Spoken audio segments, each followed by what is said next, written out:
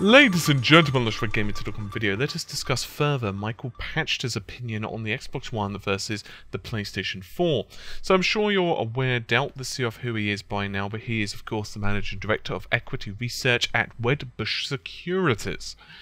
So an interviewer is asking him, considering if Microsoft would be able to, quote, bounce back considering the weak first-party content it had near the Xbox 360's run, end of the Xbox 360's run, especially what the PS3 had. This is their quote, by the way, the interview is not mine. And Pachter replies, well, I think it's funny you say it had the weakest first-party, because Uncharted, Infamous, The Last of Us, I would say that if you took a single version of these three games, they don't add up to Halo. I would say that if you take the next three games made by Sony's first-party studios, they won't add up to Gears of War. So I agree with you in the sense the numbers of the Sony titles has more, but I think in terms of sales, it's much closer, and it might actually tilt in Microsoft's favour. Now, before anyone does any Googling on their own, I'll quote, I will give you a couple of sales figures I did pull. I certainly didn't pull all of them because I'd be here for a while, but I did pull a few for you guys. I'll tell you in a moment. So, this is back into quote. So I don't think you should make too much of the argument about how weak Microsoft's first-party games content is, because most of the Sony's first-party games that are successful are not gigantic sellers. I think that ultimately the Xbox One will be successful. The Kinect has to be decoupled from it, and I think that might be hard because a lot of stuff going on with the hardware, it's all integrated, it might not work. Now, I know what you're going to say, well, what are the sales figures? Well, I pulled a few, and I certainly didn't get all of the games.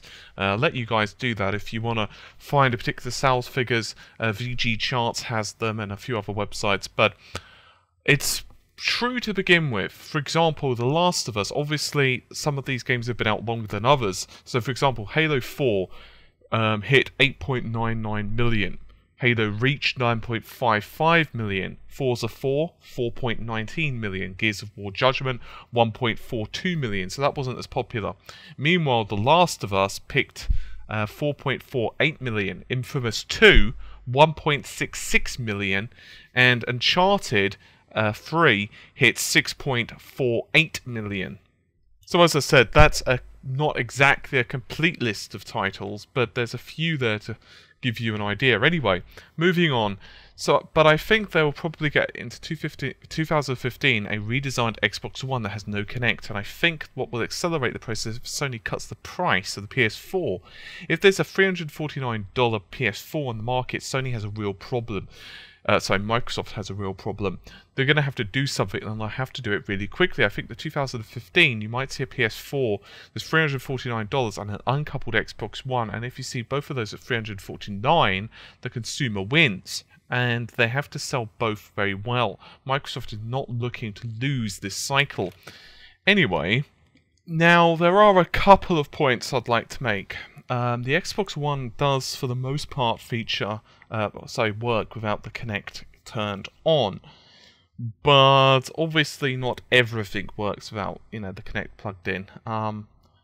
And it's kind of funny because I know a few people with an Xbox One. Obviously, you've got Dave on the channel. There's a couple other people as well.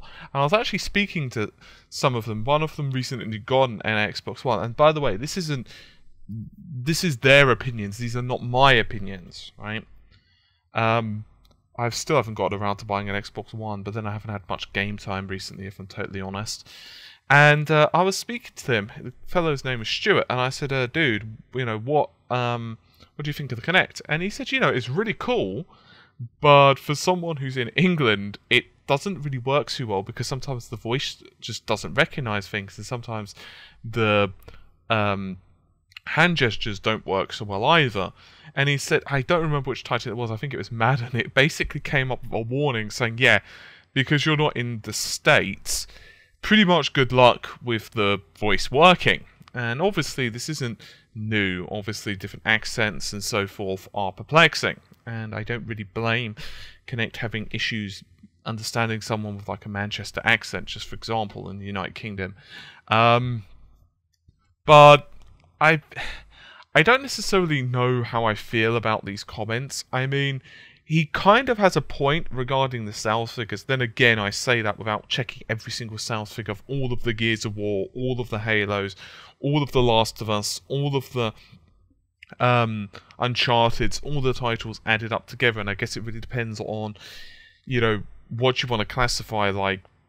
Because if a game's been out for, say, 4 years on the Xbox 360, then obviously it's had a lot more of a run-up than, say, some of the PlayStation 3's titles, which only have recently started to come out. Regardless, I think it's fair to say that the Xbox One and PlayStation 4 war, and I hate that term, but whatever, isn't even started to be decided yet. And I think it's kind of funny that people are making these judgments when... I mean, the classic one that I've always used is the Xbox 360 versus PS3. Sure, everyone knows about that, but there are others as well that, in history where it just looked like the system just wasn't going to win at the end of the day. And, it was either not as powerful, it came out later, it didn't have that great support to begin with, and in the end, yeah, it just ended up being absolutely fantastic. I mean, the Sega Saturn was an excellent machine, but there were multiple issues with it. Hardware-wise, it had been rushed towards the end. The story goes that basically Sega didn't realize how powerful the original PlayStation was going to be, and so they just kind of added a bunch of components towards the end, and because of that, it bumped up the price of the console. But worse, there was also issues with that because it had never been designed for them. For example, the two CPUs, it was a dual CPU machine, and they both couldn't access memory at the same time. And so, basically, the real core came down to you had to make sure that the CPUs were heavily optimized in terms of their cache, or the performance sucked. But that wasn't why the machine lost. It made it more difficult for the developers, but it wasn't why the machine failed. It was because the marketing of the Saturn, Sega did an absolute piss-poor job, and the machine was rushed, and it had kind of a bad launch lineup. I bought the original Virtua Fighter, for example. This is way back when I was young.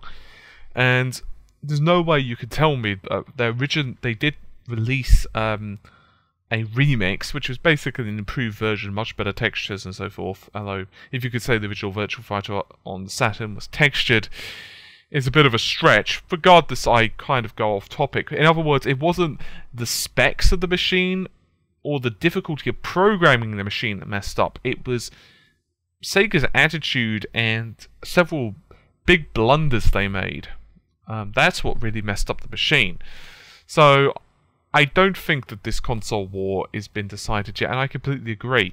It really depends on the pricing. But the other thing you've got to remember is at the same time, although $349 or $400 or $500 is expensive, at the same time, certain devices like iPads are also, up there in the price range. Obviously, depending on which, if you're going to go with contracts and so on. But certainly some tablets and so forth, $500. So I guess if people really want it, at the end of the day, it's going to have to be the software that sells the bloody system. And I don't really feel that either console is that amazing at the moment in terms of the software lineup. There are some titles that are coming out that are quite nice, but ultimately that I think is what's going to be the system seller, not the Kinect or anything else. Anyway, let me know your thoughts on this one, guys. As I said, it's a bit of a strange one. I'm gonna let you go, but anyway, so take care and bye for now.